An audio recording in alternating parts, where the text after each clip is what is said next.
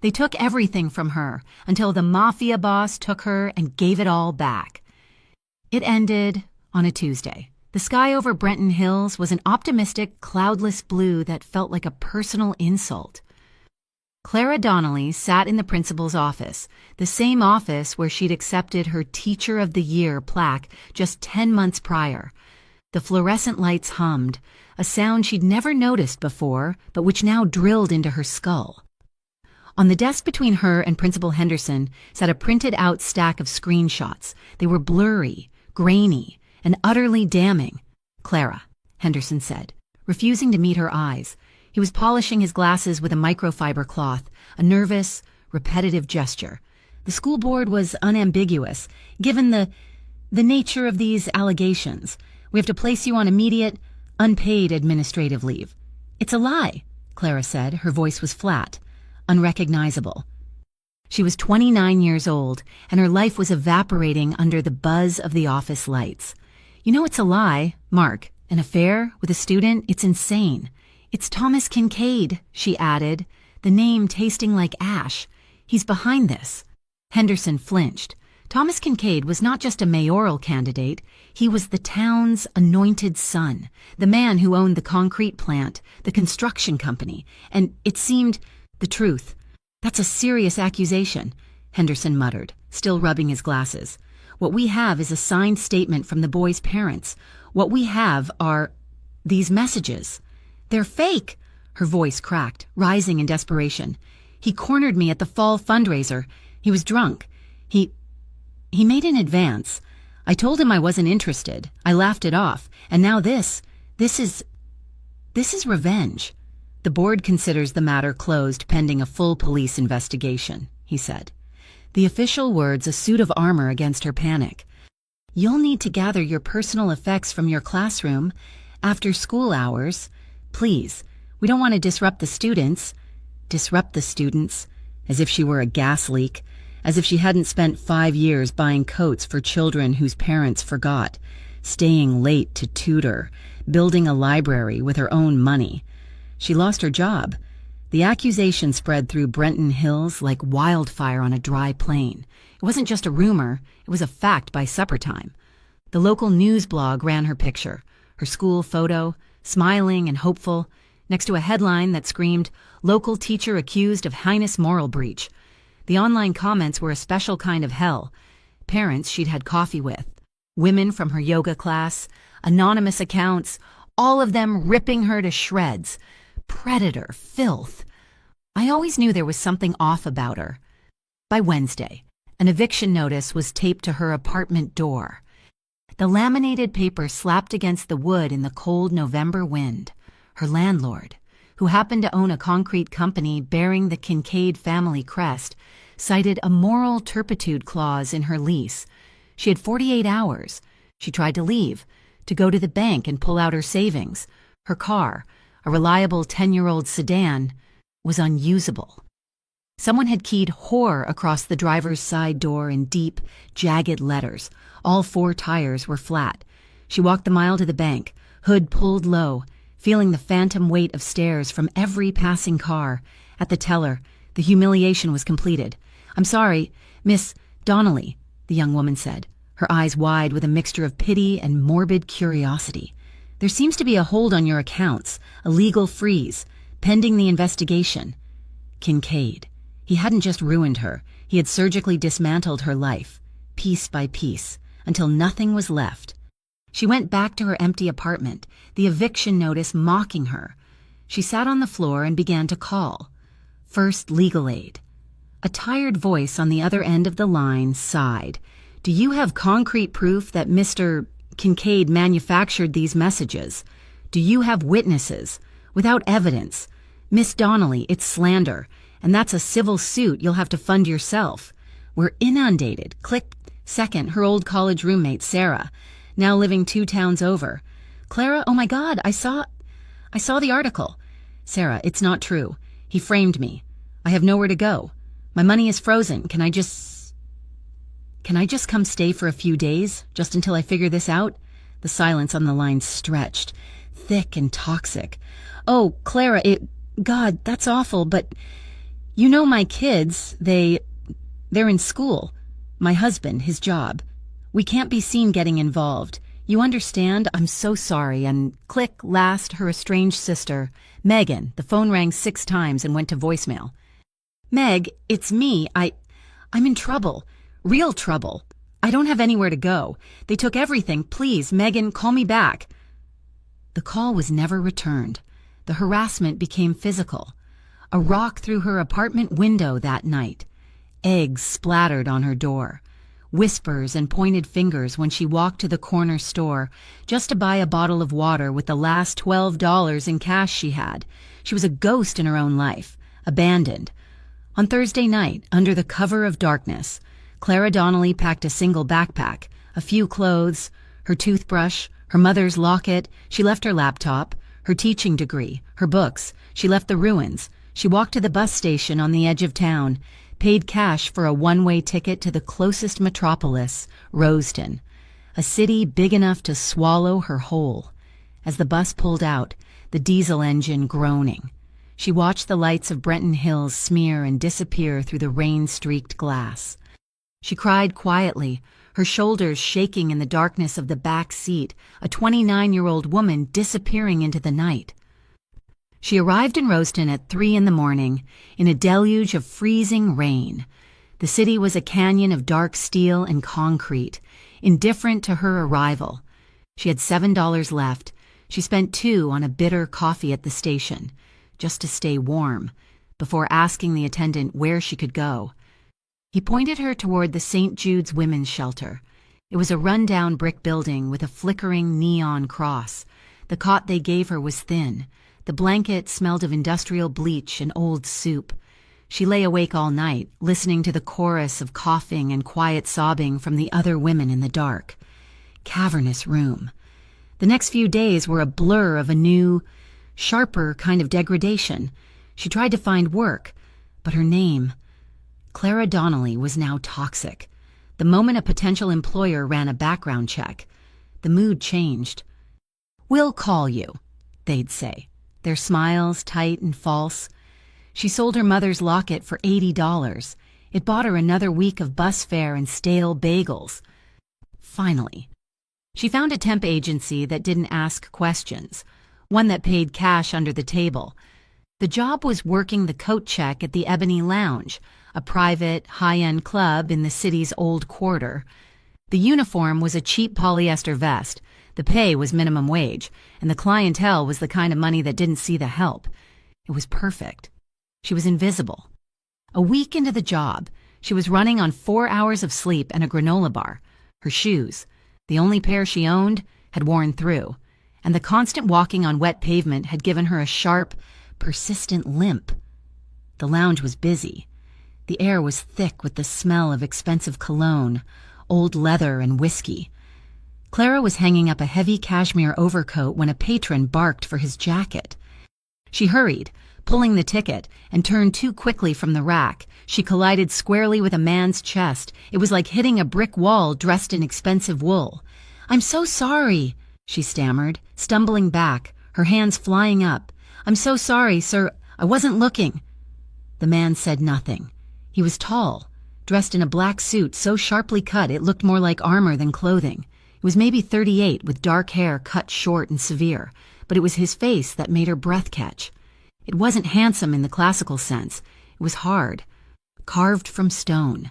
His eyes, dark and heavy-lidded, were not looking at her face. They were scanning her, a slow, methodical assessment that took in her frayed cuffs, the exhaustion under her eyes, the faint tremor in her hands, and the cheap shoes that were wet from the rain outside. She was just another piece of broken furniture. She braced for the inevitable complaint to her manager. The silence stretched. He just watched her. When he finally spoke, his voice was impossibly low, a gravelly rumble that seemed to vibrate in the air between them. "You look like you've had the kind of month I wouldn't wish on a dog." It wasn't an insult. It wasn't pity. It was a simple, brutal statement of fact.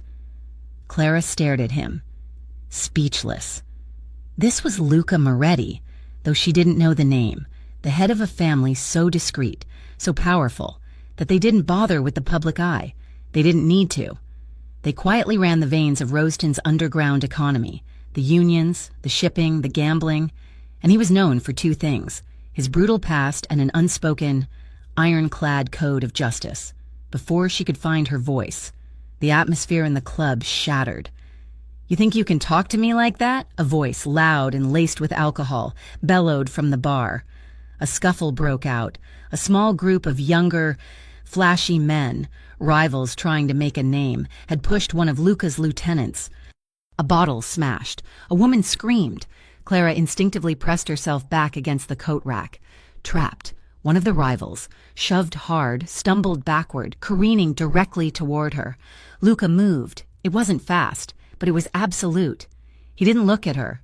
He didn't say a word. He simply put himself between her and the chaos. One long arm wrapped around her waist, pulling her from the wall and shielding her entirely with his own body. He tucked her against his back as if she weighed nothing. He was a wall of muscle and expensive fabric, and he smelled faintly of tobacco and iron. He stared over her head at the brawl. The room went dead silent. The young men who had started the fight froze, their drunken bravado evaporating as they realized exactly who they had disturbed. "Get them out," Lucas said, his voice no louder than it had been with her. His men, silent and efficient, grabbed the rivals and dragged them toward the exit. The confrontation was over in less than 30 seconds. Luca did not release her immediately. He held her there for a beat, a solid, grounding weight against her back. Then he stepped away. The air rushed back into her lungs. He looked at her, his expression unreadable. He nodded toward the back exit, the one for staff. "You should go." He walked her, not through the club, but through the swinging doors to the kitchen, past the chaos of cooks and steam, and pushed open the heavy steel door to the back alley. The rain was a cold, driving sheet. It hit her face instantly, soaking her thin hair. "Thank you," she whispered, pulling her threadbare jacket tight. She didn't look at him again. She just wanted to disappear, to get back to the shelter before curfew. She started walking, her limp more pronounced on the slick, uneven cobblestones. Luca Moretti stood in the doorway, shielded from the rain, and watched her go. He watched her hunched shoulders, her wet shoes, and the way she flinched when a car horn blared nearby. He watched her turn the corner, heading not toward the subway, but toward the industrial blocks where the shelters and flophouses were. A black sedan, long and immaculate, pulled into the alley, its engine a silent purr. The driver, Nico, got out to open the back door. Luca didn't move, his eyes fixed on the empty corner where the girl had vanished. He got into the car, the scent of the cold rain clinging to his coat. He sat in the darkness of the back seat, the leather creaking under his weight. He leaned forward, his voice quiet but carrying the unassailable weight of command. "Nico, I want to know everything about that girl.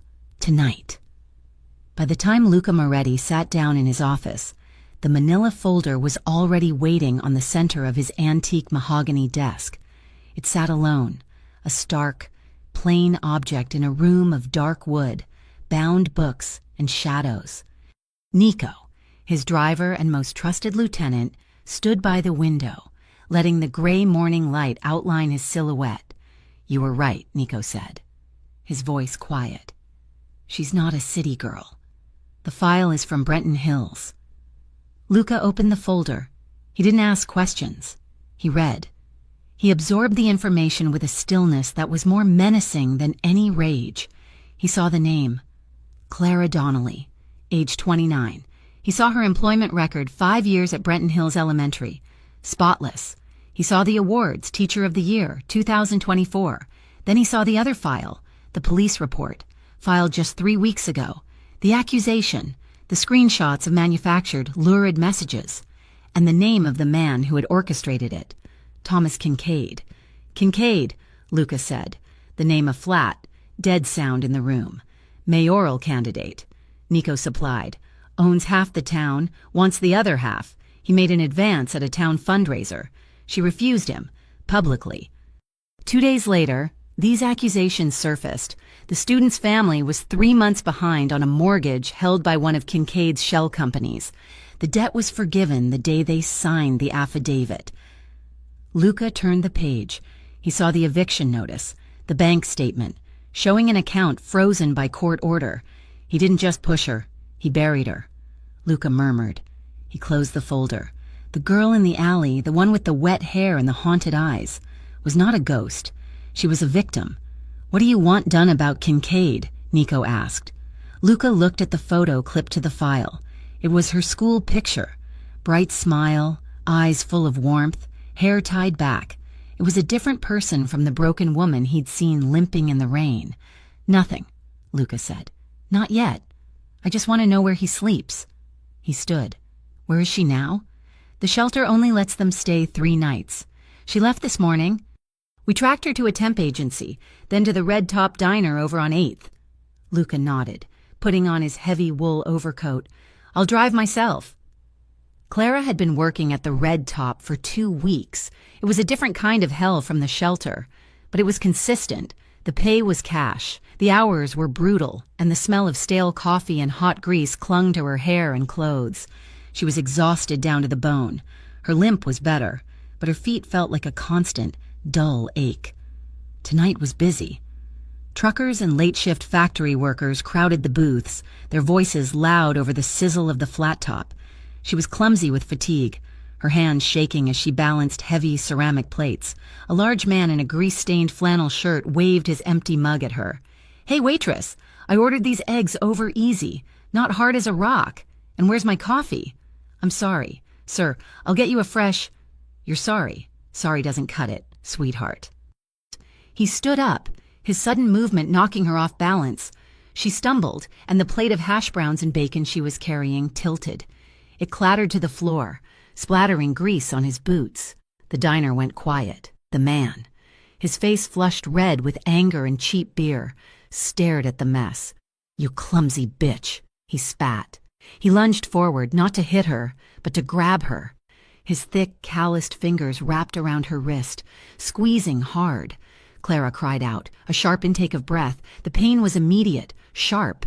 "You're paying for that," he snarled, shoving her backward. He didn't slap her. He didn't have to. The grip and the shove were enough. "Hey, the owner," Sal shouted from behind the counter, his face a mask of irritation. "Clara, what the hell are you doing? Clean that up, now, and that's coming out of your pay. You hear me?" The man in the flannel shirt laughed, released her wrist, and sat back down. "And bring me my damn coffee." Tears of humiliation burned in Clara's eyes. She bit her lip, forcing them back. She looked at her wrist, dark purple. Angry finger marks were already blooming on her pale skin. She pulled her sleeve down, grabbed a rag and dustpan, and knelt to clean up the broken plate, her entire body trembling.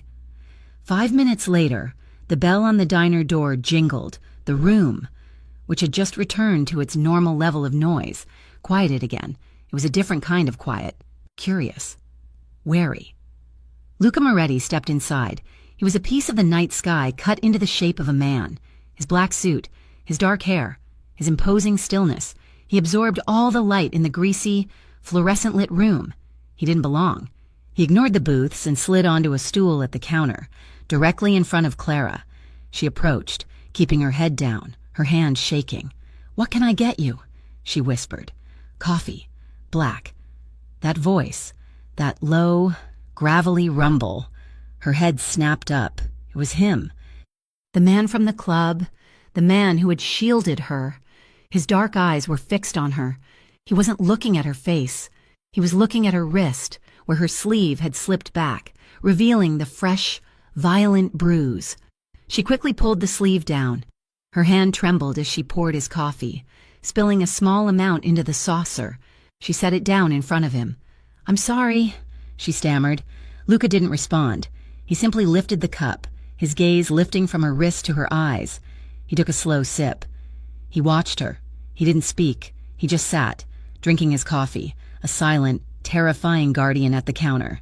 He was still sitting there an hour later when Sal told her to clock out and take the trash to the alley. Closing time was midnight. The alley behind the red top was a narrow canyon of brick, smelling of sour milk and wet cardboard. Clara shoved the heavy black bag into the dumpster, her breath pluming in the cold. "Hey." She froze. The man in the flannel shirt stepped out from behind the neighboring building's alcove. He was much drunker now, holding a bottle in a paper bag. "Figured I'd wait," he slurred, a grin splitting his face. "You and me. We got unfinished business. You cost me a good breakfast." Clara's heart hammered against her ribs. She backed up against the cold, wet brick of the diner. "Please," she whispered. "I don't want any trouble. I don't have any money." "I don't want your money," he said, taking a step toward her. He lunged, dropping the bottle. A shadow detached itself from the deeper darkness of the alley's mouth. It wasn't one shadow, it was two. And behind them, the silent, hulking shape of a black sedan, its engine off, its lights dead. The drunk man turned, confused. What the hell? It was over before he could finish the thought. It was not a fight, it was a removal. Nico and another man, both in identical dark suits, moved with a speed that was terrifying. Nico grabbed the man's outstretched arm, twisted it behind his back. The other man delivered a single, precise, open-handed strike to the side of his neck. There was no sound, just a grunt and the heavy, sickening thud as the man's body crumpled to the pavement, unconscious. Clara was hyperventilating, her hand over her mouth. The back door of the sedan opened. Luca Moretti stepped out. He looked at the man on the ground with zero interest, then at Clara. He adjusted the cuff of his shirt. "I'll walk you home," he said. It was not an offer. She was too terrified to say no. She was too terrified to do anything but nod. They walked in silence. Luca's heavy, measured footsteps next to her own hurried, limping gait. The two men in the car had vanished as silently as they appeared. They walked block after block away from the diner, toward the worst part of town, toward the flickering neon cross of the St. Jude's shelter. The realization that he knew where she lived, that this wasn't a coincidence, made the panic bubble up in her throat, choking her. She stopped on the broken pavement, halfway down the block from the shelter. "Who are you?" she demanded, her voice shaking but desperate. "What do you want from me? Are you... Did Thomas Kincaid send you?" She was backing away, her hands held up. "I don't have anything, I swear. I don't have any money. They took it all. Please, just leave me alone." Luca stopped. He stood under a flickering orange streetlight, which cast harsh shadows across the hard planes of his face.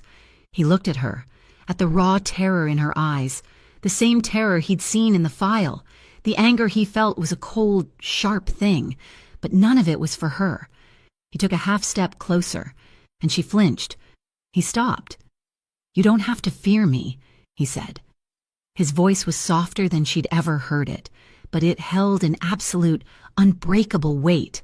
Not ever. They stood at the peeling, graffiti-covered door of the shelter. The smell of bleach and despair wafted out. "I have properties," he said, looking at the building, not at her. "They need oversight, a caretaker." Clara stared at him, bewildered. Then a cold, bitter laugh escaped her. "A caretaker? Is that what you call it? I'm not... I can't..." She thought he was propositioning her, that this was just a different, more expensive kind of trap. "It's a large apartment," he continued, as if she hadn't spoken. His gaze met hers, and there was no heat in it, no desire, just a flat, level assessment. "It's empty. It needs someone to be there. Water the plants, keep the dust settled." He looked back at the shelter door. "It pays well, and it is safe." He reached into his coat pocket and pulled out a single, thick, cream-colored card. It had no name, just an address embossed in simple, black font. 10 o'clock tomorrow, he said. "See the place, then decide." He didn't wait for an answer. He turned, his long coat settling around him, and walked into the darkness. A moment later, the black sedan glided to the curb, opened its door for him, and disappeared. She went. Of course she went. She had $7 to her name and a bruise on her wrist that was turning a deep, sickly black. The address was a monstrous building of gray. Brutalist concrete in a revitalized industrial district, it was ugly and imposing. But the private elevator opened directly into the apartment, and Clara's breath caught. It wasn't an apartment, it was the sky. Floor-to-ceiling windows wrapped around 2 full sides of the penthouse. Sunlight, actual warm sunlight, poured in, illuminating polished hardwood floors. It was mostly empty, but in a deliberate, minimalist way. A deep gray couch, a few chairs, and a wall. An entire wall of floor-to-ceiling bookshelves, filled with books, and a kitchen. A real kitchen, with a marble island and a stainless steel refrigerator that hummed. Luca was standing by the window, looking down at the city of Roseton. He had been waiting. "This?" she whispered, stepping out of the elevator. "You need a caretaker for this? You can stay as long as you want," he said, his back still to her. "What's the catch?" Her voice was sharp with suspicion. What do you expect?" He turned slowly. "I expect you to lock the door. I expect you to eat the food." He gestured to the kitchen, which she now saw was fully stocked. "I expect you to sleep in a bed that isn't in a room with 20 other people. There is no catch, no conditions." Nico appeared from a side door, carrying her single, pathetic backpack, which he set gently by the door before disappearing. The reality of it hit her. The quiet, the light, the safety.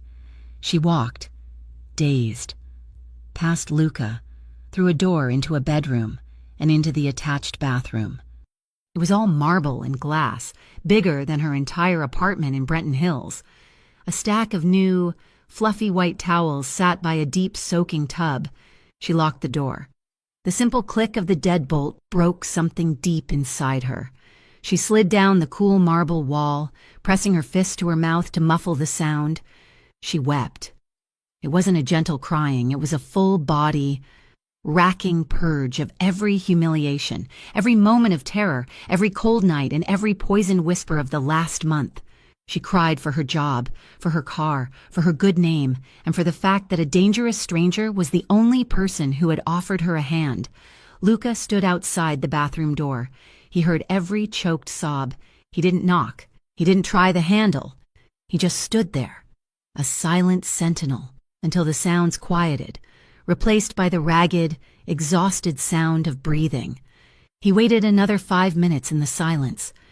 "It's safe now," he said, his voice low, just loud enough to penetrate the heavy wood. Then he turned and left the penthouse, the elevator doors sliding shut with a soft, final thud. That night, she cooked. She had taken a bath that lasted 2 hours, washing the diner and the shelter from her skin. She found pasta, fresh tomatoes, and basil in the kitchen. She needed to do something normal, something human. He arrived just as she was draining the water. He didn't knock. He let himself in with a key, and for a second she felt a flash of fear, but he stopped in the entryway, looking at her by the stove. He seemed out of place. This was his home, but it wasn't. He took off his suit jacket, folded it carefully over the back of a chair. He rolled up the sleeves of his crisp white shirt, revealing a dark, intricate tattoo that wrapped around his left forearm, disappearing under the sleeve. They ate at the wide kitchen island, the lights of Roseton glittering below them like a fallen constellation. The silence was thick, but not entirely uncomfortable. "The food is good," he said, after several minutes. "It's just pasta," she replied, her voice still rough from crying. A small, hesitant, almost painful smile touched her lips. "I'm a terrible caretaker. I haven't dusted anything." His eyes fixed on her mouth. He didn't smile back, but the tension in his shoulders seemed to ease by a fraction. "The plants look fine." The quiet settled again. She put her fork down. She had to know. "Why?" she asked, her voice barely a whisper. "The club, the diner, this... Why are you helping me?" He stopped eating. He looked away from her, out the window, at the endless sprawl of the city.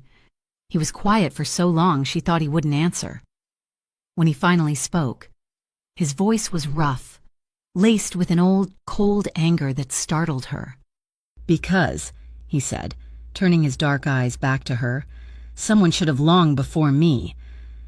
The honesty of it, the simple, brutal truth settled in her chest.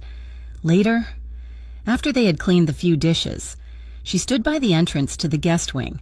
He was at the counter, pouring himself a glass of water. "Good night," she said. She started to walk away, then stopped. She turned back. He was watching her, his expression guarded, still. She walked back to him. He tenses, his whole body going rigid, like a predator bracing for a threat. She was close enough to see the small, faded scar that cut through his left eyebrow. She was terrified, but she was more grateful than she was scared. Slowly, giving him time to pull away, she reached out, her fingers, trembling only slightly, gently touched the back of his hand where it rested, knuckles down on the cool marble. His skin was warm. He went absolutely, perfectly still. He didn't breathe.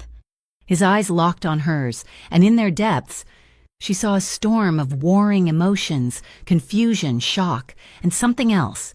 Something buried so deep she couldn't name it. It was charged. It was unsure. It was devastatingly emotional.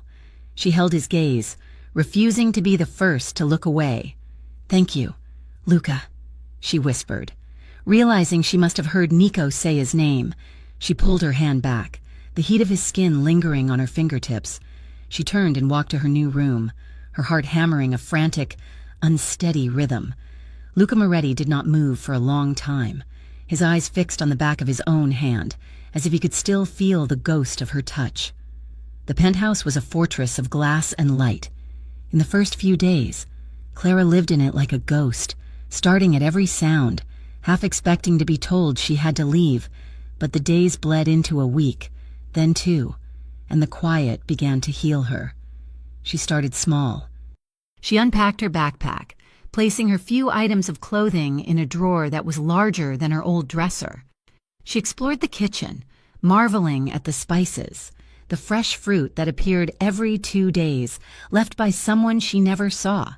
She found the library, for the first time in what felt like a lifetime. She read. She lost herself in worlds of fiction, history, and poetry. She was a teacher with no classroom, but the books felt like coming home. The constant, thrumming knot of fear in her stomach began to loosen. She started leaving the apartment, first just to the building's lobby, then to the coffee shop on the corner. Then, for long walks along the riverfront, she wore new clothes, a simple, elegant wardrobe of jeans, sweaters, and a warm coat that had been delivered in boxes, all in her size. She'd fought him on it, but Luca was immovable. "You'll freeze," was all he'd said. "It's just a coat." Luca himself kept his distance. He was a creature of the night. He would often arrive late, long after she'd gone to bed, and she would only know he'd been there by the faint scent of tobacco and the new carton of milk in the fridge. Sometimes, though, he would be there in the early evening, sitting on the balcony, watching the city turn on its lights. He would ask her about her day, and she would tell him about the book she was reading or a strange new cafe she'd found. He was a quiet listener, his attention total. He watched her, his dark eyes cataloging the changes. He saw the way she no longer flinched when he moved too quickly. He saw the color rise in her cheeks, the light return to her eyes. Her shoulders, which had been permanently hunched in terror, were now straight. One evening, she found him in the entryway, shrugging into his heavy overcoat. "You're going out," she stated, feeling a strange twist of disappointment. He paused, one arm in his sleeve. "I have a meeting at Café Russo." "Oh," she nodded, turning back to the kitchen. "Come with me," he said. She stopped. "What?" "Café Russo. They make a cannoli that doesn't taste like sugar and lard. You should try it." It was not an order, but it wasn't quite a request. It was a statement of fact, an assumption that she would. She grabbed her coat. The Café Russo was in the old Italian district of Rosedon, a neighborhood of narrow cobblestone streets and brick row houses. The air smelled of garlic and baking bread. When Luca walked in, the entire restaurant, filled with men in dark suits eating pasta and families arguing loudly over wine, went utterly silent. A large, older man with a magnificent white mustache rushed from behind the bar, wiping his hands on his apron. "Mr. Moretti, signore, an honor. Your table is ready." Luca nodded, placing a hand on the small of Clara's back, a light, protective pressure that guided her through the parted sea of patrons. They were given a table in a quiet, curtained-off alcove. "This is," she whispered, looking around. "This is your world. It's a restaurant. Clara." Everyone stopped talking. They looked afraid of you. He took a sip of the water that had been instantly placed before him. "They're not afraid of me. They're afraid of disrespect. There's a difference." A few minutes later, a man was shown to their table. He was slick, nervous, his eyes darting to Clara and then quickly away. "Luca," the man began, his voice too loud. "Thanks for seeing me." Luca just looked at him. He didn't offer him a seat. It was a misunderstanding. The man rushed on. "The shipment, the manifests were mixed up. A simple clerical error. It won't happen again." Luca leaned forward, his voice dropping to that low, quiet rumble that made the air feel heavy. "You have worked for my family for 15 years. Sal, in 15 years. We have never had a clerical error that resulted in 10% of the product ending up in your brother-in-law's warehouse. My father overlooked your greed because you were loyal. I am not my father." The man's face went pale. "Luca, please. You will return what you took. All of it, by midnight," Luca said, "and you will add another 10% from your own pocket for the inconvenience, and then you will go work for your brother-in-law. You will not work for me again." "Luca, you can't. The union—" "No, I am the union," Luca said. It was the simple, unadorned truth. "You are lucky you are only poor. You could be dead. Now, get out of my sight. You're bothering the lady." The man practically ran from the alcove. Clara stared at her water glass, her hands clasped in her lap. She felt cold. Luca signaled the waiter. 2 cannoli and an espresso. He looked at her. He stole from his own people. He betrayed a trust. My world has rules. He broke the most important one. "Which is?" she asked, finally meeting his gaze. "You never, ever lie to me." She realized, with a jolt, that he was talking as much to her as he had been to Sal. He was showing her his code, his strange, brutal kind of honor. She asked questions for the rest of the meal, and he answered every one. He never lied to her. He told her about his businesses, the ones on paper and the ones in the shadows. He told her how he kept the peace and how he enforced it. She should have been horrified, but she found she was fascinated in her old life. Thomas Kincaid had destroyed her with lies, all while smiling and shaking hands. In Luca's world, a lie was a death sentence, and the truth, however ugly, was the only currency. A few nights later, he found her reading on the sofa. "Put your coat on," he said. "Where are we going?" "You'll see." He took her to the most aggressively ugly building she had ever seen. It was the one from the address card he'd given her, a 20-story monolith of gray, brutalist concrete, pockmarked and stained. "You brought me to—" "A parking garage?" she asked, as he led her into a foul-smelling service elevator. "Look up," he said. The elevator doors opened, not onto a floor, but directly onto the night sky. Clara stepped out and her breath hitched. They were on the roof, but it wasn't a roof. It was a garden, a secret, sprawling oasis hidden from the world. String lights were woven through the branches of small, potted olive trees. A lush carpet of real grass covered the concrete. Wisteria vines climbed a high trellis, and in the center a small stone fountain bubbled quietly. The city of Rosaton glittered around them, 1,000 feet below. But up here, under the sweep of the stars, it was silent. "Luca," she breathed. "It's beautiful." "My mother built it," he said, his voice softer. "She hated the city. She said she needed a place to breathe. No one comes up here but me." He led her to a small bench near the edge, where a bottle of red wine and 2 glasses were waiting. He poured for both of them. They sat in a comfortable silence, sharing the wine, the stars, and the quiet. "My childhood," Luca said, swirling the wine in his glass, "was loud. Always arguments, always men shouting in my father's office. This was the only quiet place."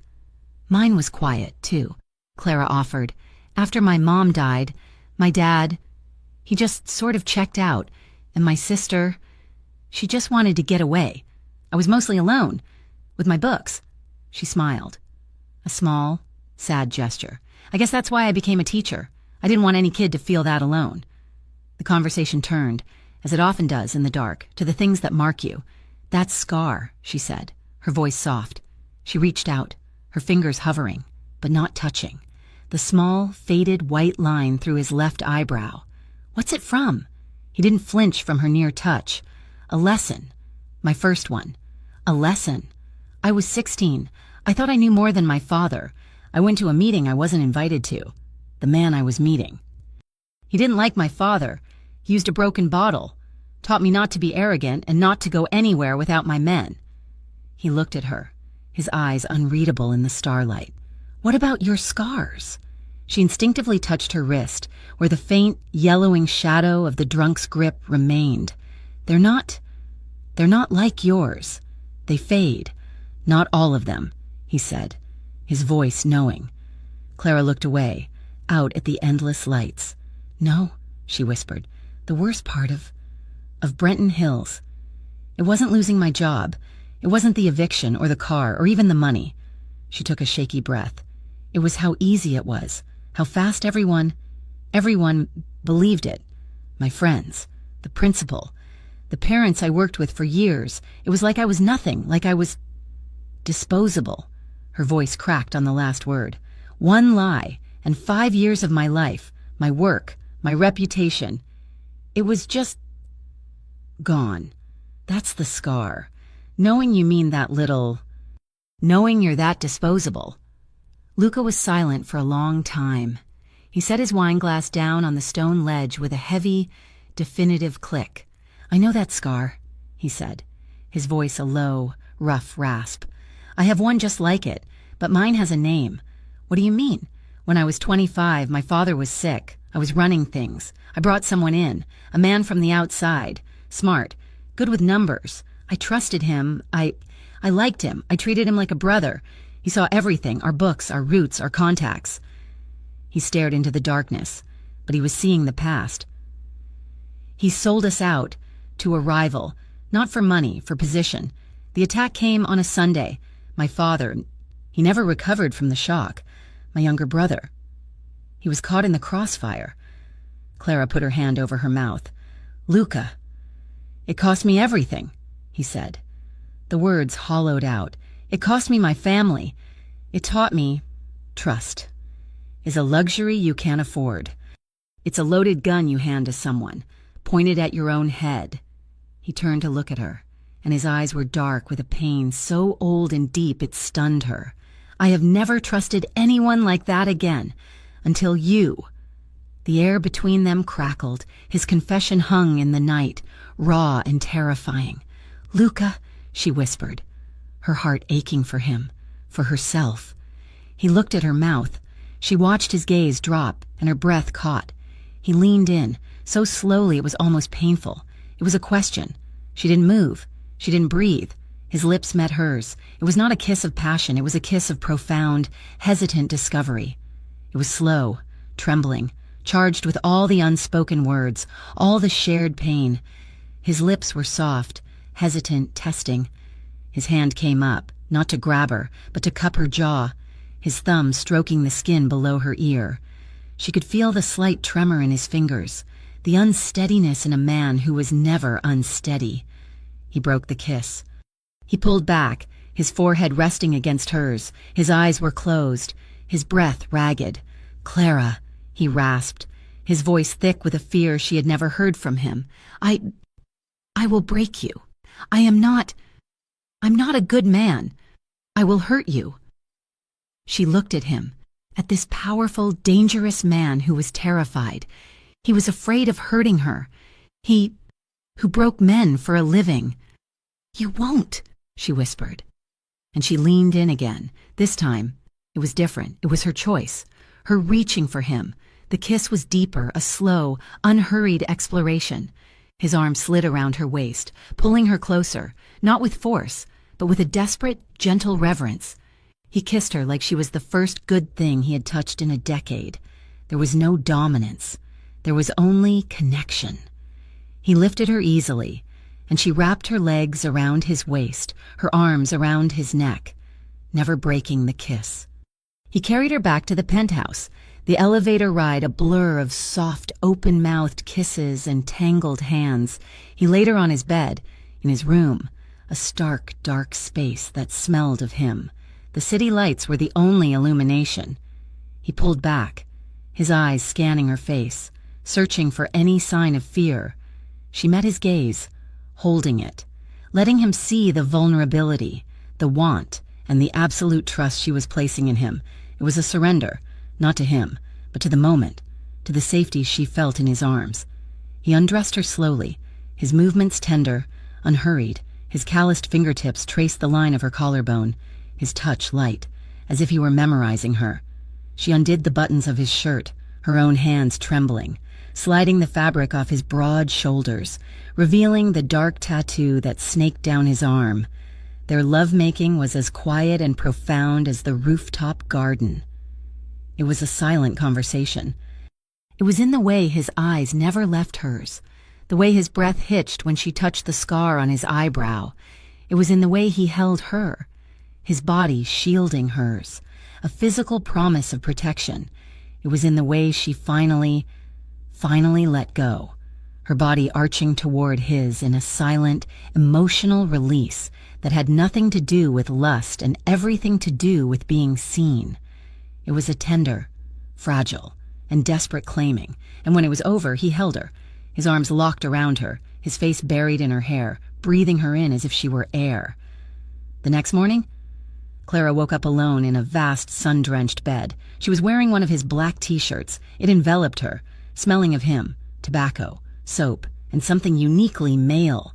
She padded out of the bedroom, onto the massive balcony. Luca was there, at the far end, leaning against the railing. He was dressed in a fresh suit, already armored for the day. He was smoking, a thin stream of gray rising into the bright morning air. He looked exactly as he had the first night she saw him, hard, remote, untouchable. He was watching the city below, his city, his expression carved from stone. He didn't hear her. She watched him, this man who had been so impossibly tender, so vulnerable, just hours before. And she saw the truth. He was two men, the gentle, wounded soul who had shared his scars, and the feared, ruthless boss who broke liars in his own restaurant. She stood in the sunlight, wrapped in his shirt, and a terrifying, unshakable realization settled over her. She was falling in love with a man everyone in Roseton feared. Later that afternoon, Luca Moretti sat in his real office, the one above the Café Russo. Nico stood opposite his desk. "You wanted to know about Kincaid," Nico said. Luca tapped his finger on the polished wood. He thought of Clara's words, disposable. He thought of the bruises on her wrist and the tremor in his own hands when he had touched her. "No," Luca said, his voice cold and flat. "I'm done knowing. I want to dismantle him. I want you to find every piece of dirt, every illegal contract, every bribe he's ever taken. I want to know where he hides his money. I want to know where he sleeps, and I want to know what he fears." He looked up at Nico, his eyes like black ice. "Thomas Kincaid took everything from her. I'm going to take everything from him." Luca Moretti's network moved with the silent, devastating efficiency of a deep ocean current. While Clara rebuilt her days with books and sunlight in Roseton, Luca's men, led by Nico, descended on Brenton Hills like ghosts. They didn't knock on doors, they slid through cracks. They bought drinks for disgruntled Kincaid campaign staffers, planted listening devices, and followed money trails that were meant to be invisible. A week later, Luca laid a thin, black laptop on the penthouse's marble island. Clara looked up from the book she was reading. "It's done," he said. He turned the laptop toward her. On the screen was a neat, horrifying summary. "They hacked the school's email server," Luca said, his voice a flat, cold monotone. He pointed to a file. They found a deleted draft of the original message written on Kincaid's personal IP address 2 days before the student supposedly sent it. He clicked again, a financial ledger. The student, his name is Kyle Harding, his family's mortgage, the one we knew about, was just the start. Kincaid's community fund also paid a 5-figure sum into a trust for Kyle's college education. Activated the day after you were fired. He clicked a third time. An audio file. It was a recording of a phone call between Kincaid and the editor of the Brenton Hills blog. The editor was agreeing to fast-track the story and manage the comments section in exchange for exclusive access to the new mayor's office. It was all there. Every lie, every bribe, every digital footprint. It was a complete systematic execution of her life, laid bare in 3 files. Clara stared at the screen, her blood running cold. She felt a wave of nausea, but also a dark, unfamiliar surge of pure, white-hot anger. Luca closed the laptop. The quiet click echoed in the room. "It's finished, Clara," he said. He moved to stand in front of her, his presence a solid wall between her and the world. "I have the originals. I have copies buried so deep no one will ever find them. I can make this all go away. I can give this to a reporter in New York. Someone Kincaid can't touch. His career will be over by morning. You never have to see his face again. You don't have to do anything." She looked up at him, at this powerful man who was offering to solve her problems with a single phone call. He was offering her an ending. But it wasn't her ending. "No," she said. He stilled. "No, no," she said again, her voice stronger. She stood up, forcing herself to meet his dark, intense gaze. "He did this to me. He stood in my town, in my school, and he called me a liar. He turned my friends against me. He made me disposable." She used the word she had used on the rooftop, and she felt the same sting. "If I let you handle this," she continued, her hands clenching into fists at her sides, "then I'm still that girl, the one who runs, the one who hides." She took a shaky breath, the fire in her chest burning away the last of her fear. "I want justice, Luca. Not just revenge. I want to clear my name. I want to go back." "Clara," he started, his voice a low warning. "Brenton Hills is his town. You are not safe there. I wasn't safe there before." "But I am now," she said, the conviction in her voice surprising them both. "You said it yourself. I don't walk alone anymore, unless you won't go with me." A flicker of something, pride, respect, and a deep, fierce protectiveness moved in his eyes. He studied her for a long moment. This woman who had been shattered and was now reforming herself into something stronger, something sharper. "Pack a bag," he said, his voice rough. "We leave in an hour." He made the preparations with the precision of a general planning an invasion. It was not just the two of them. A black SUV, identical to Luca's, would follow them, carrying Nico and 2 other men. They would be armed, not with guns, but with high-frequency scanners, hidden cameras, and legal documents prepared by a shark of a lawyer from Rosedon. One Luca kept on retainer for exactly this kind of situation. They would not be Luca Moretti and Clara Donnelly. They would be Mr. and Mrs. Costello. Investors looking at properties in the county. Their reservations were booked at a nondescript motel 2 towns over from Brenton Hills, a place paid for in cash by a man Nico had never met. Clara was terrified. Her hands shook as she zipped her overnight bag. Luca came up behind her, placing his large, warm hands on her shoulders. She leaned back against his chest, drawing strength from his solid, calm presence. "They won't touch you," he murmured into her hair. "They won't even see you until you want to be seen. I will be with you. Every step. You have my word." The drive to Brenton Hills was silent. Clara watched the familiar, green, rolling landscape of her old life pass by, but it looked alien to her now. It was a painting she'd been ripped out of. When they passed the "Welcome to Brenton Hills" sign, her heart began to hammer a painful, suffocating rhythm against her ribs. Luca, sensing her distress, reached across the console and took her hand. He didn't squeeze, he just held it, enveloping her cold, trembling fingers in his own. He drove past the town square, past the diner where she used to get coffee, and then he turned onto her old street. He drove toward the school. "Luca, no," she whispered, her voice choking. "Please, I can't." He pulled the car over to the curb, 100 yards from the familiar brick building, the small playground, the flagpole, the marquee sign that still read, "Go Bobcats." It was all exactly as she'd left it. She could see the window of her old classroom. Her lungs seized. The air in the car felt too thick to breathe. The world tilted, the edges of her vision turning dark and fuzzy. She was back in that office. She was being called a liar. The online comments, the keyed car, the rock through her window, it all came rushing back in a tidal wave of trauma. I can't breathe," she gasped, her hands flying to her throat. "He won. He's in there. I can't. Oh God, I can't. Clara. Clara?" Luca's voice cut through the panic, sharp and commanding. He unbuckled his seatbelt in hers, pulling her across the console and into his lap. He crushed her against his chest, one hand tangling in her hair, forcing her face into the curve of his neck. "Breathe," he commanded, his voice a low rumble against her ear. "You are not there. You are here. You are with me. Feel my hand. Right here, on your back." He pressed his palm flat against her spine. "Feel it? You are safe. That is just a building." He held her tightly, rocking her gently, his other hand stroking her hair. "Breathe with me, in and out. That's it, in and out." He held her for minutes, her sobs muffling against his suit jacket, until the shaking subsided and her breathing evened out. He pulled back, his hands cupping her face, forcing her to look at him. His dark eyes were burning with an intensity that chased away the last of her shadows.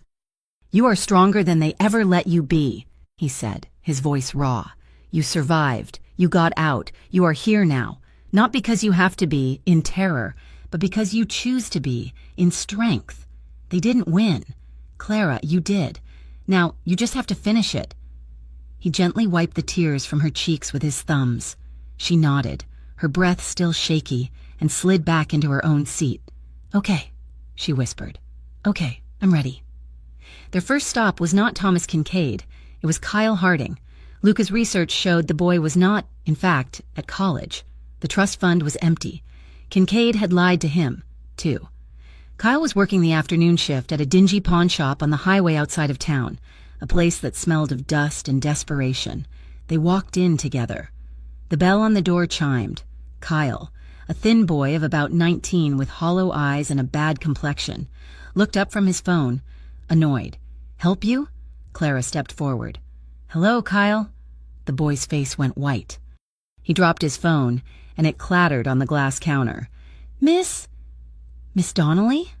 What are you doing here?" He looked past her, at the tall, imposing man in the black suit who was standing by the door, blocking the only exit. "I think you know," Clara said, her voice shaking only slightly.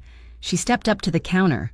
I don't know what you're talking about," Kyle stammered, backing away. "Thomas Kincaid," Luca said. His voice was quiet, but it filled the small, cluttered shop. "He promised you a college fund. He lied." Kyle's eyes widened in panic. "Who are you?" "I'm the man who has the bank records," Luca said, walking slowly toward the counter. He was utterly calm. "I have the transfer receipts. I have the emptied trust account. He used you, Kyle. He used you to destroy a good woman's life, and then he threw you away. Just like he threw her away. Just like he'll throw away everyone he touches. I didn't have a choice." Kyle burst out, his voice cracking. "My parents, our house. He was going to take our house. He said he'd ruin us." "And what did he do to me, Kyle?" Clara asked, her voice low and cold. Tears of self-pity and fear welled in the boy's eyes. "He wrote it all. He made me sign it. He said it was just a formality.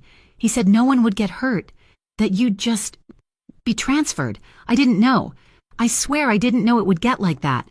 We know," Clara said, softening slightly. She saw him for what he was. Another victim, weak and easily broken. "I have a document here," Lucas said, placing a legal affidavit on the counter. "It's a full confession. It details Kincaid's coercion. It clears Clara's name completely. You will sign it." "I can't. He'll kill me." Luca leaned in, his forearms resting on the counter. He smiled. but it was a smile that held no warmth at all. "If you don't sign it, I will give the evidence of your family's fraudulent mortgage forgiveness to the IRS. You won't go to college, you'll go to prison, along with your parents. If you do sign it." He pushed a small, expensive-looking audio recorder onto the counter. "You will repeat your confession for this device, and then I will give you a second chance." He slid a card across the counter. "This is an address in Rosedon, a job. It's clean, it's honest, and it's far from here. You will be paid well, and Thomas Kincaid will never, ever find you." Kyle looked from Luca's icy gaze to Clara's steady one. He was trapped. He picked up the pen and, with a shaking hand, he signed the affidavit. "Now," Luca said, pressing the record button, "tell me everything, from the beginning." They left the pawn shop with a signed confession and a full digital recording. One piece of the puzzle was complete. That night, they moved on the second. Kincaid's campaign office was on the second floor of a small building on Main Street. At 2 a.m, the street was dead. Luca, dressed in black, parked in the alley behind it. Clara sat in the passenger seat, her heart pounding. Nico and his partner were in the SUV at the end of the alley, watching the feeds from cameras they had placed earlier. "You stay here," Luca said, turning to Clara. "Lock the doors. I will be back in 10 minutes. "Luca, no," she said, grabbing his arm. "I'm coming with you. Clara, this is not a game. This is breaking and entering. It's my life he stole. Those are my files. I'm not waiting in the car. I'm not a child. I'm going with you." He searched her face, saw the unbending iron in her spine. He nodded. "Once. Stay behind me. Touch nothing." He picked the lock on the back service door in under 15 seconds. The alarm panel beeped, and he entered a code. Nico's voice crackled in his earpiece. "Alarm disabled? You're clean. You have 4 minutes until the next security patrol." They moved up the dark stairs, silent as shadows. The office was decorated with "Kincaid for Mayor" posters, his smiling, predatory face leering at them from every wall. Luca walked directly to Kincaid's private office. He didn't bother with the door. He used a crowbar, and the wood splintered with a single, sharp crack. "His desk," Luca said. "It's in a false bottom drawer." While Clara stood watch at the door, her heart in her throat, Luca pried the drawer open. Inside was a black ledger and a set of files. "We've got it," Luca said into his earpiece. He took the files, then paused. He looked at Kincaid's desk, at the pristine leather blotter and the gaudy gold pen set. He pulled a small, thick card from his own pocket, the same kind he had given Clara. He took Kincaid's gold pen, and in bold, sharp letters, he wrote a single line. He placed the card in the center of the desk, where it could not be missed. "You came after the wrong girl." "Nico," he said, walking out of the office. "We're done here. Reactivate the alarm on our way out." They were back in the car and pulling out of the alley as the town's security patrol car turned onto Main Street, 2 blocks away. They didn't leave town immediately. The next morning, Clara showered and put on a new dress, one he had bought her. She styled her hair. She put on makeup. She looked once again like Clara Donnelly, teacher. But her eyes were different. They were older, harder. "One more stop," she said. She had him take her to the Brenton Hills Diner, the place where her friends had whispered about her, where the waitress had refused to serve her. It was 10 a.m, the mid-morning coffee rush. The bell on the door jingled. Every head in the diner turned. The whispers started instantly. Clara walked in, her head held high. She saw them. The parents from the PDA, her old yoga instructor, the waitress who had sneered at her. She walked to the counter and sat down. Luca Moretti walked in behind her. He was a creature from another, darker, more expensive world. His suit was immaculate, his presence radiating a quiet, lethal authority. The diner fell into a stunned, absolute silence. He stood directly behind Clara's stool. He didn't sit. He just stood, a guardian. He placed one hand on her shoulder, his fingers gently tracing her collarbone, a clear, unmistakable sign of possession. Then he lifted his head and slowly, deliberately, scanned the room, His cold, dark eyes met the gaze of every single person who was staring. He didn't threaten. He didn't speak. He just looked. He dared them. He challenged them to say one word, to even think one whisper. No one moved. No one breathed. The waitress, who had been holding a coffee pot, was frozen. Luca's gaze returned to Clara. He leaned down, his mouth close to her ear, his voice just loud enough for the people at the counter to hear. "What would you like?" "Mia cara." Clara looked at the waitress. "Coffee," she said, her voice clear and strong. "Black." They sat there for 20 minutes. Clara drank her coffee slowly. Luca never moved, his hand a permanent, warm weight on her shoulder. The silence in the diner was absolute, broken only by the sound of her cup clicking against the saucer. When she was finished, Luca placed a $100 bill on the counter. "Keep it," he said. He wrapped his arm fully around her waist and walked her out of the diner. They got into the car, and as they drove away, Clara looked back. The entire diner was still frozen, staring at the door. She had not just cleared her name, she had claimed her power. They hit the highway, leaving Brenton Hills in the rearview mirror. Luca put on some quiet, classical music, and Clara leaned her head against the window. They drove for an hour, the green landscape blurring past. Then, the tension of the last 48 hours, the fear and the adrenaline and the vindication, finally broke. A single tear slipped down her cheek, then another.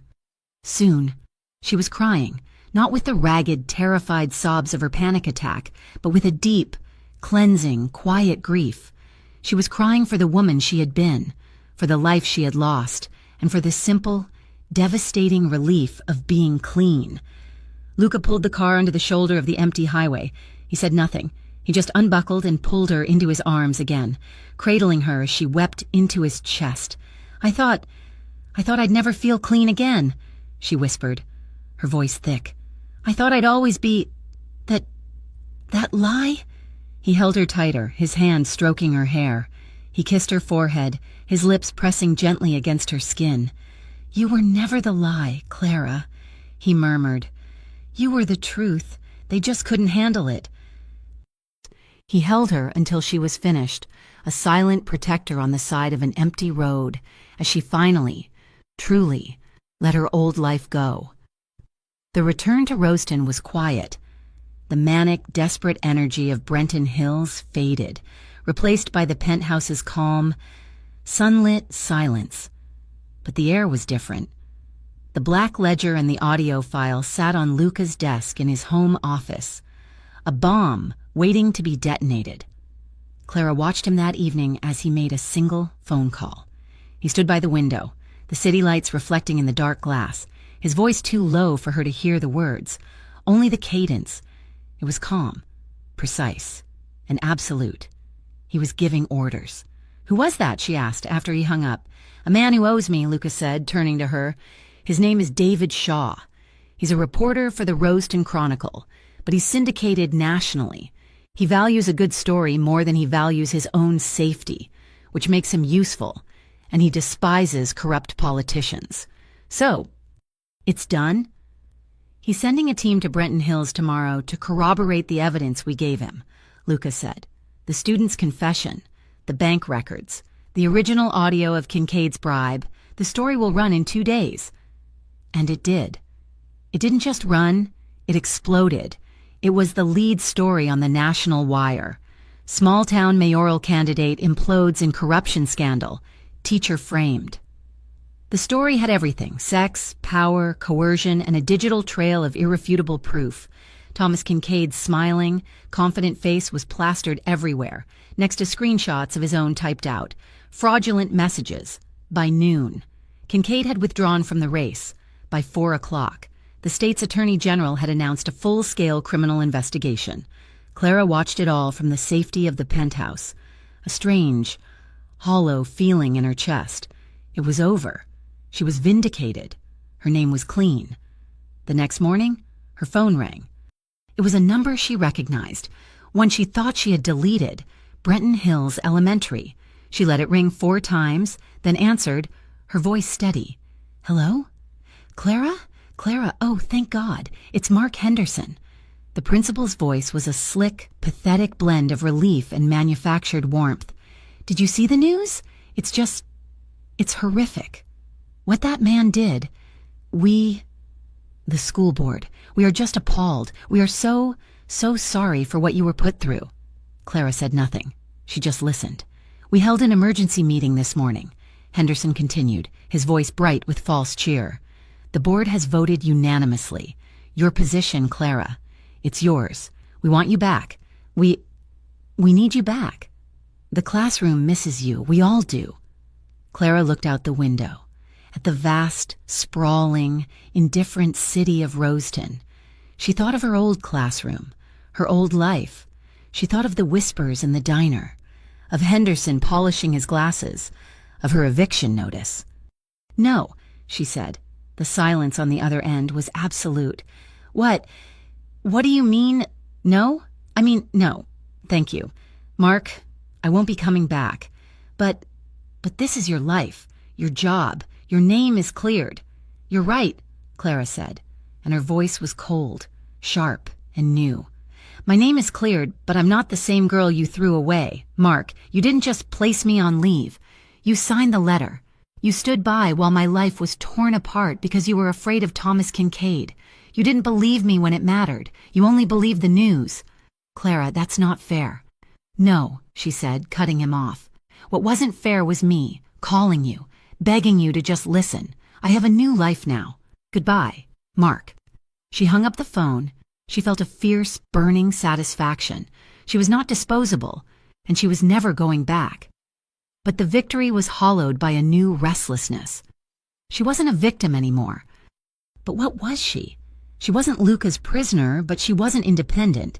She was the caretaker of a penthouse, a woman kept safe by a man of terrifying power. She read books, she went for walks, but she had no purpose. She found it by accident. She was walking with Luca one evening through his old neighborhood, the one with the Café Russo.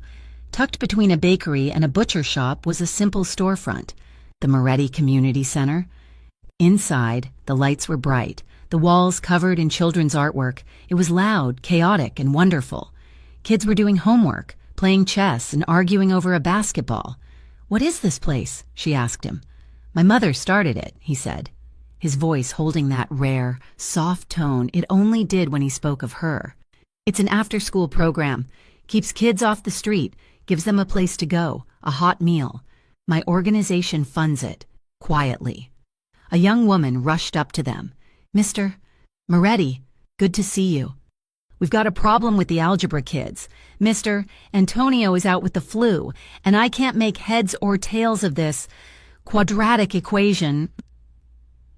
Before Luca could answer, Clara stepped forward. Quadratic equations? I can help. I used to. I'm a teacher. She spent the next 2 hours at a Formica table, surrounded by teenagers, a pencil tucked behind her ear, her hands covered in whiteboard marker. She was patient, she was funny, and she was brilliant. She was in her element. She began tutoring there 3 days a week, then 4, the kids. At first wary of the beautiful, quiet woman who came with the boss, quickly grew to adore her. She wasn't just Mr. Moretti's girl. She was Miss Clara. The neighborhood families, the mothers and fathers who worked in Luca's unions and restaurants, began to nod to her on the street. They brought her espresso. They offered her fresh bread from the bakery. She had a name. She had a place. She was, for the first time, building something of her own. Luca watched this transformation with a quiet, guarded pride, but his world was shifting. We have a problem, Nico said, standing in Luca's office above the Café Russo. It's Romescu. Luca stilled. Victor Romescu was a different breed, not old-school honor like Luca's family, but a new, brutal wave of Eastern European organized crime. Romescu was loud, he was violent, and he saw Luca's quiet, discreet empire as old and weak. What about him? Luca asked. He's pushing on the docks, but that's not it. He's been asking questions. Nico slid a small, grainy surveillance photo across the desk. It was Clara. She was walking out of the community center, laughing, holding a drawing from one of the children. He knows about her. Nico said, his voice grim. He's been watching the center. He's talking. Luca. Telling his men that the great Luca Moretti, the man who doesn't trust anyone, has finally found a weakness. He's calling her your weak point. Luca's face turned to stone. The scar over his eyebrow went white. The last time someone had underestimated him, it had cost him his brother. The last time he had trusted, it had cost him his father. And now, the one person he had let in was a target. "Double the protection on the center," Luca ordered, his voice a low, lethal growl. "I want eyes on her every second. He doesn't get near her." But Romescu was faster than he thought. 2 days later, Clara left the center just after dark. The street was busy, families walking home, the smell of garlic in the air. She was walking the 4 blocks to the car Luca insisted she take, which was parked in a secure garage. A black Mercedes, not one of Luca's cars, slowed beside her. The tinted window slid down. She didn't recognize the man inside, but his smile was all teeth. "Miss Clara," he said, his accent thick. "Such a good teacher, my boss. Mr. Romescu. He admires your work. He admires a man who has such beautiful vulnerabilities." He didn't threaten her. He didn't have to. He just looked at her, his eyes cold and dead. "He says to tell Mr. Moretti," the man continued, his smile widening, "that a chain is only as strong as its weakest link." The car sped off, its tires squealing on the cobblestones. Clara stood frozen on the sidewalk, the child's drawing crushed in her hand. Her heart was hammering, but it was a different fear. It wasn't the panic of Brenton Hills. It was the cold, sharp realization that her life was now tied to his, and the danger was real. When Luca's driver arrived, she was pale but composed. She got in the car. "Take me to Luca," she said. "Not the penthouse. His office." She told him what happened. She watched his face go from cold anger to a still, white-hot rage she had never seen. He didn't speak. He just stood, his back to her, looking out his office window. When he turned around, his expression was shut down, his eyes hard and remote. He was the man she had met in the club, a stranger. "It's over," he said. "What's over?" "The community center. Your walks, this." He made a vague gesture. "You're moving back to the penthouse. Tonight, I'm putting a full-time detail on the elevator. No one gets in or out without my authorization. You will not leave the apartment." A cold dread, worse than the fear from the man in the car, washed over her. "What?" "Luca, no, you can't." "I can," he said, his voice flat. "This isn't Brenton Hills. Clara, this isn't a schoolyard bully. This is a man who will put a bullet in your head to see if I flinch. You are done tutoring. You are done walking. You are going to be safe." He was locking her up. He was putting her in a glass cage. All the old terror, the feeling of being disposable, of having her life taken away, rushed back. "No," she said, her voice shaking. "He wins. If you do that, Romescu wins. He'll have taken me from you without even touching me." "I don't care about winning," Luca snapped, his control breaking. "I care about you breathing. Do you understand what he is? Do you know what he will do to you? And do you understand what you're doing?" She shot back, her voice rising, tears of rage and frustration burning in her eyes. "You're treating me like a possession, like a thing to be locked away. I am not your weak point, Luca. I am not a thing, I am a person." "You are the only person," he roared, grabbing her arms, his fingers digging into her skin. He wasn't trying to hurt her, but his terror and his strength were overwhelming. "You are the only thing I have not burned to the ground, and I will not lose you." "By burying me," she cried, struggling against his grip. "By turning me back into the woman I was, the one who hides, the one who's afraid. If I run now, Luca, if I let you hide me, I will never stop running. I will be his victim, and I will be yours." The word victim struck him like a physical blow. He released her as if she had burned him. Stumbling back, he looked at his own hands, horrified.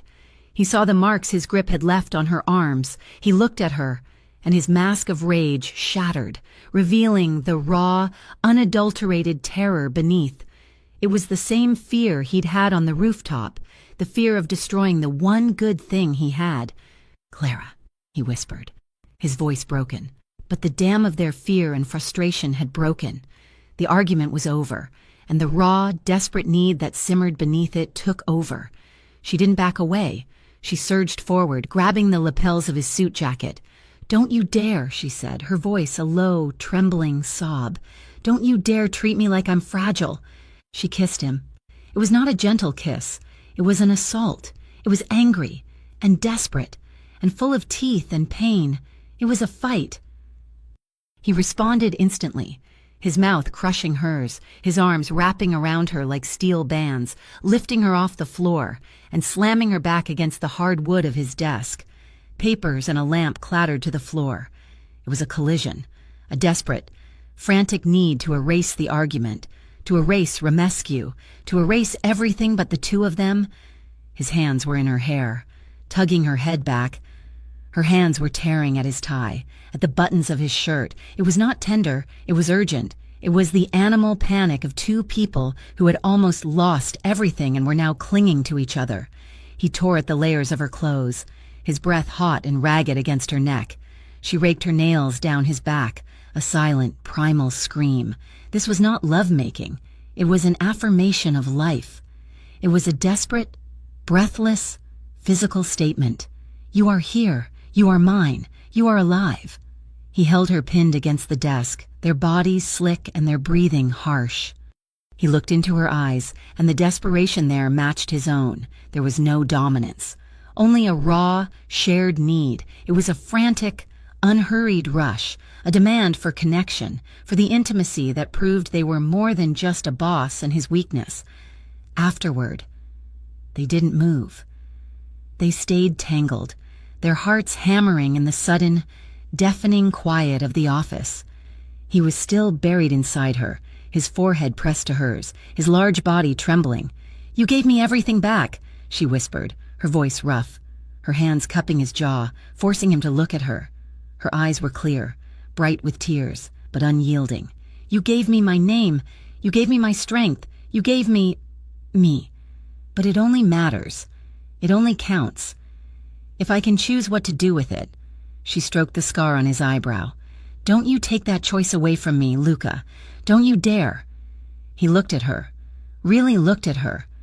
He saw the woman who had faced down Kyle Harding, who had walked into that diner, who had started a new life from the ashes of her old one.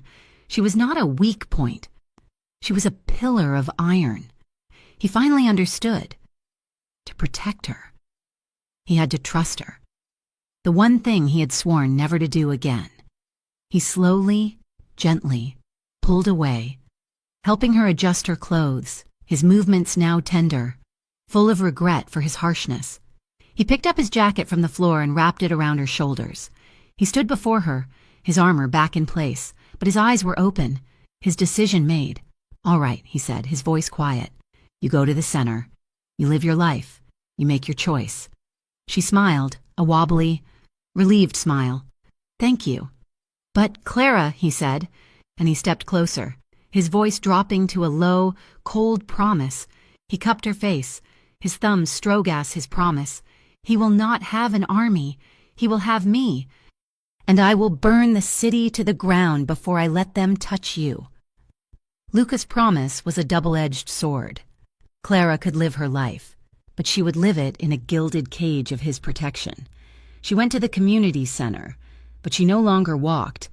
A black armored sedan, indistinguishable from Luca's own, picked her up and dropped her off. Two men, quiet and polite but with the hard eyes of his organization, followed her. One stayed by the door of the center, the other patrolled the street. Clara hated it. The children noticed. The parents were warier. She felt like a target, and the protection only seemed to paint a brighter bullseye on her back. 3 days after the confrontation in Luca's office, she was leaving the center. It was dusk, the sky a deep, bruised purple. She said goodnight to the men at the door and walked to the waiting sedan. Her driver, a young man named Matteo, opened the back door for her. She was just sliding onto the leather seat when it happened. It was not a flashy attack. It was brutally professional. A heavy-duty construction truck, its lights off, barreled through the red light at the intersection, and T-boned the sedan at over 50 miles per hour. The sound was a deafening shriek of metal, a percussive, explosive thud that seemed to stop the air in Clara's lungs. She was thrown violently against the far door, her head cracking against the reinforced glass. The world spun. Alarms blared. Outside, she heard shouting. The two men who had been her guards were already moving, drawing weapons, but the truck's doors flew open. 4 men dressed in black, carrying weapons, emerged. Matteo, the driver, was groaning. He had a severe gash on his forehead. He turned, his eyes wild with adrenaline and pain. He grabbed Clara's shoulder. "Go! Now!" He didn't try to get out his side. He knew protocol. This was the inside intel Luca had drilled into all of them. This car was a sacrifice. He unlatched her door, which was miraculously undamaged, and shoved her. "The bakery!" he yelled, pulling his own weapon. "Go!" Clara fell out onto the cobblestones, her knees scraping, her ears ringing. She saw one of her guards go down. She saw the men from the truck advancing. She ran. She scrambled to her feet and sprinted toward the Café Russo, which was just 2 doors down from the bakery. The street was in chaos. People were screaming. She didn't look back. She ran with the same desperate, primal terror she'd felt in Brenton Hills, but this time, she wasn't running from. She was running to... She slammed through the door of the bakery, a tiny shop next to the cafe. The old woman behind the counter screamed. "Back room!" Clara yelled, vaulting the counter. "He sent me!" She burst through the swinging doors into the hot, flour-dusted kitchen, past the cooling racks of bread, and slammed her hand against a steel panel on the back wall. It looked like a walk-in freezer. It was a reinforced, hidden door. It opened into a narrow, dark passageway that connected to the cafe's basement. She fell into the passage just as the front of the bakery exploded in gunfire. The steel door slammed shut, its heavy locks clicking into place. She was safe. She was in Luca's world, inside his walls. She collapsed against the cold concrete, hyperventilating, safe and utterly, completely trapped. Nico found her there 2 minutes later. He pulled her to her feet. "Come," was all he said. He took her to the penthouse. The building was in lockdown. When the elevator doors opened, Luca was standing there. He wasn't wearing a suit. He was in black pants and a dark t-shirt. He looked at her, his eyes scanning her in a frantic, terrifying assessment. He saw the scrape on her knee, the blood on her temple, the dust on her coat. He saw her, terrified but whole, alive. His face, which had been pale with a terror she had never seen, hardened. The terror didn't vanish. It calcified. It turned into something else. It turned into a rage so cold and so still it sucked the warmth from the room. This was the man who had torn down Thomas Kincaid. This was the man who had confronted Sal. This was the Moretti boss, the man everyone feared. "Nico," Luca said, his voice a low, perfectly calm growl. "She is not to leave this room. Put the entire building on lockdown. No one in or out." He turned to Clara. He touched her face, his thumb gently wiping the blood from her temple. His hand was shaking. "You are safe," he whispered. "Luca, Matteo, the guards. My men will handle it," he said, his voice dropping. "This is over. He touched you. He crossed the line." "What are you going to do?" she whispered, terrified of the answer. He kissed her forehead. A chaste, cold, final kiss. "I'm going to end it. I'm going to burn his city down." He walked past her to his study. She watched him unlock a case. He was checking a weapon. He was pulling on a black tactical vest. He was not a businessman anymore. He was a soldier. He was going to war. He left her. The elevator doors slid shut, and she was alone with Nico and 2 other guards who had materialized in the apartment. Where did he go? She demanded of Nico. Nico was setting up a laptop on the coffee table. He plugged in 3 different hard drives. He's gone to pull the root, Romescu's entire operation. It's housed in a warehouse district by the docks. All his product, his money, his servers. Luca has an inside man, the same one who warned us about the ambush tonight. He's going alone? He's not alone, Nico said. He gestured to the screen, which flickered to life. It was a mosaic of grainy, black and white video feeds, 4, 5, 6 different angles, a loading dock, a dark corridor, a computer server room. "What is this?" Clara whispered, her hand over her mouth. "The boss's inside man. He gave us the security feeds," Nico said. "Luca wanted you to see. He wanted you to know, when it was over, that it was truly over." Clara sat on the sofa, pulling a blanket around her. She was watching a live feed of a tactical raid, her raid. She watched as a dark van, silent and lightless, rolled up to the loading dock. 10 men, all in black, poured out. They moved with the silent, terrifying precision she had seen in the alley behind the diner. But this was different. This was an invasion. Luca was at the front. He moved with a grace that was almost liquid, a shadow among shadows. They breached the door. The feeds inside the warehouse exploded with motion, shouting, men scrambling, but there was no gunfire. Not yet. Luca's team was not a kill squad. They were a dismantling crew.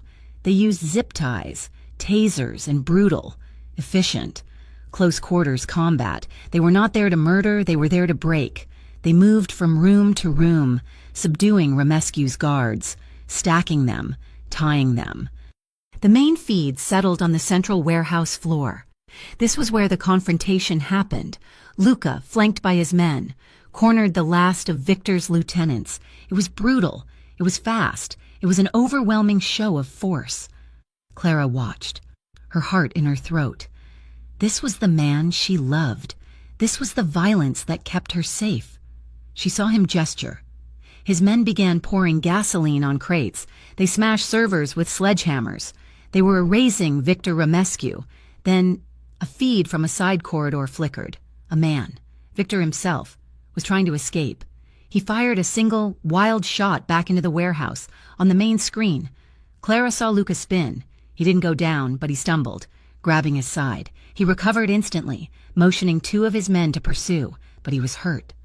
Clara's breath hitched. A small, choked sob escaped her. "He's hit," she whispered, her fingers pressing against the cold screen. "Luca, oh God." She watched for another 30 minutes, her body rigid. As Luca's men finished the job, they set the charges. They herded the captured men into a shipping container to await the police, who would be called in with an anonymous tip. And then she watched Luca walk out. He was limping, one arm pressed hard against his side. The warehouse erupted in a series of muffled, contained explosions behind him. The feeds went dead. Nico let out a long, slow breath. "It's done." The penthouse was silent for the next hour.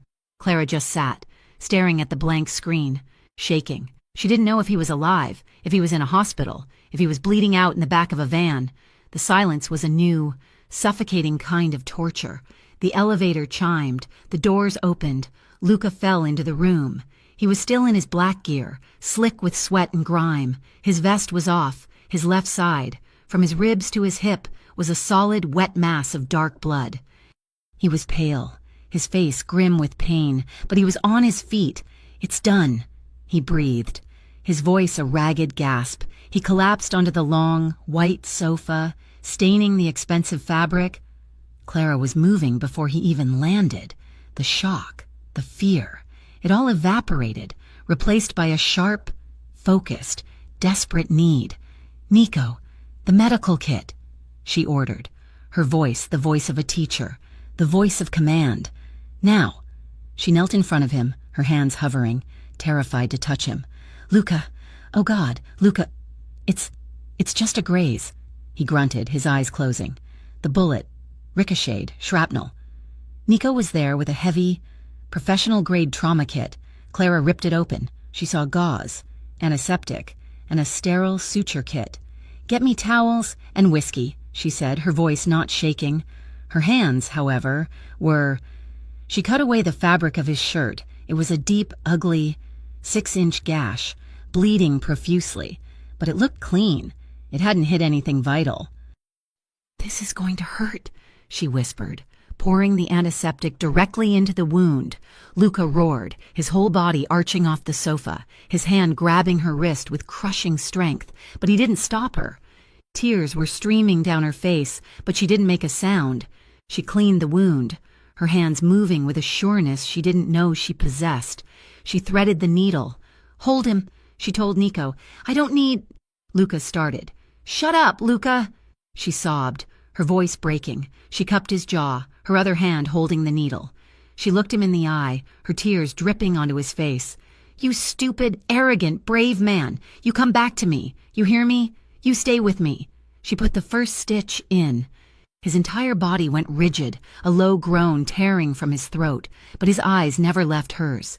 She stitched him up, her hands trembling, her tears blinding her, her entire being focused on this one task, closing the wound, keeping him whole. When she was done, she wrapped his torso in thick bandages. Her hands were covered in his blood. She was shaking so hard she could barely stand. He was exhausted, pale, but his eyes were clear. He was watching her. Nico and the other guard helped him to the bedroom. Clara cleaned herself, her mind numb, and then went to him. He was lying in the bed, the white sheets a stark contrast to his bruised, bandaged body. She slid in beside him, curling herself against his uninjured side. He wrapped his arm around her, pulling her close, hissing in pain as he moved. She laid her head on his chest, her hand splayed over his heart, feeling the steady, strong beat. They said nothing. There was no sex. There was no passion. It was something far deeper. It was the silent, solemn vow of two souls who had just walked through fire and found each other on the other side. It was the stillness of the survivor. It was the shared breath, his chest rising and falling under her ear, her breath matching his. It was protection. It was reverence. It was the unspoken promise in the dark that they would never, ever be alone again. A week passed. The city was quiet. Victor Romescu had vanished. His empire was in ashes. His men scattered or arrested. The threat was gone. Luca's side was healing, the stitches holding. The penthouse, which had been a fortress, was once again just a home. That night, Luca took her hand.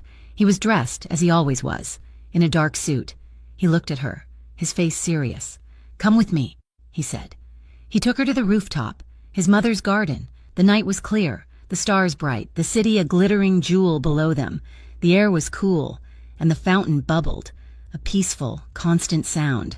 He walked to the edge, looking down at the city he owned. "It's over," he said, his voice quiet. "Kincaid is facing indictment. Romescu is gone. You're safe. Your name is cleared. You are free, Clara."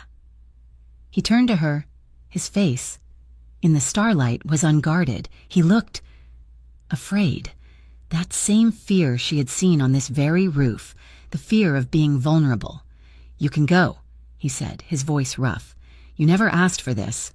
This world, my world, it's violent. It's dark. You don't belong in it." He took a deep breath. "I've arranged for funds, a new name, a new life. Anywhere in the world you want to go. You can be a teacher. You can be normal. You can leave. No one will ever stop you. I will not stop you." He was offering her the one thing no one ever had, a choice, a clean, total, unconditional escape.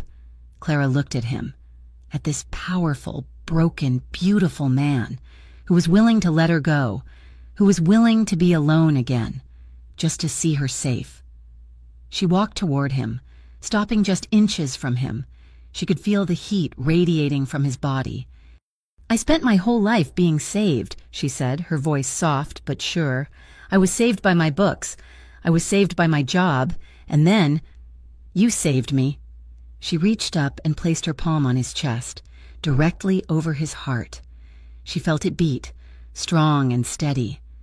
"I don't want to be saved anymore, Luca," she whispered, looking into his dark, searching eyes. "I want to build something beside you."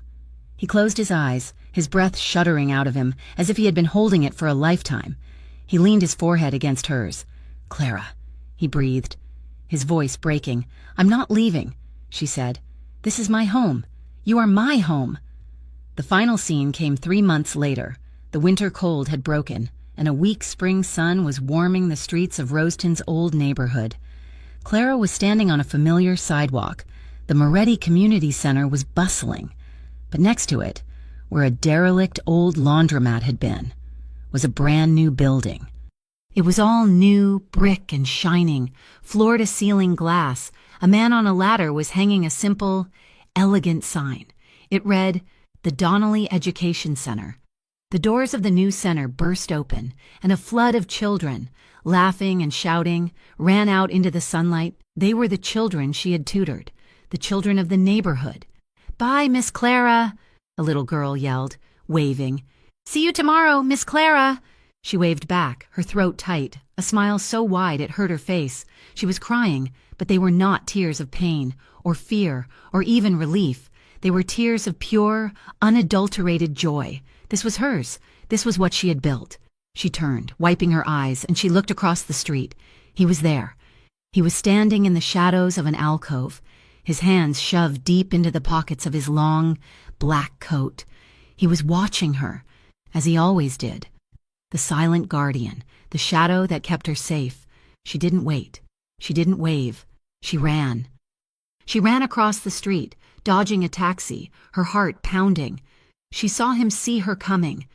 He didn't move from his spot, but she saw it, the almost imperceptible softening of his face, his eyes, his mouth. The way his entire hard, unyielding presence seemed to gentle, just for her. She slammed into his chest, her arms wrapping around his neck, burying her face in the cold wool of his coat. He grunted, his arms coming around her, holding her so tightly it almost hurt, a solid, grounding, immovable force. She pulled back just enough to look up at him. She grabbed his hand, her fingers lacing with his. A perfect fit. "You didn't just give it all back," she whispered. Her voice choked with a love so big it filled her lungs. "You gave me something I never had." Thank you so much for listening to our story. We are so grateful to have you here. Please, take a moment to comment and let us know where in the world you are listening from. We love seeing how far our stories travel. If you enjoyed this, please be sure to subscribe to Mafia Romance Stories for more. And finally, let us know your thoughts on Clara and Luca's journey in the comments. We read every one. Thank you again, and we will see you in the next story.